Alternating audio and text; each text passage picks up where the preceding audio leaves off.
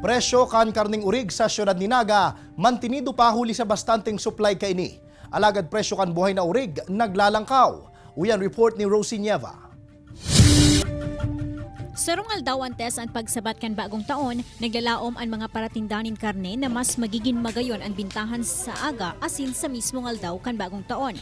Alagad aminado ang mga paratindanin karne na sa ngunyan nagmahal na subot ang presyo kan mga buhay na urig mantang mantinido man girari ang presyo kan karne na pigpapabakal sa merkado. Ay so ngunyan po, nagbalik-balik na si mga konsumadores na ito po ba maghanap ng karne, maray po ang bentahan ng ngunyan.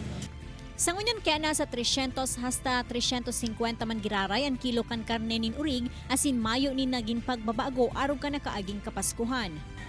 Ang bintan po, iyo man maray, pero si buhay na urig nagtaas na naman, pero si bintan kang karne dati man. Sa ibong nalado, bastante man subot sa ngunyan ang supply kan mga urig sa Camarines Sur, hulita nakabawi naman sa ngunyan ang mga hog racers makalihis ang panlalamasa kan ASF sa rehiyon kan mga nakaaging taon. Nangapudan man ang mga paratinda sa gobyerno na tabangan sindang mapababa ang presyo kan mga buhay na urig, nganing magbaba naman subot ang presyo kan karne asin dain na maapektaran ang mga parabakal. Kay banan si Carlo Abonita, Rosie Nieva, Balitang Bicolandia.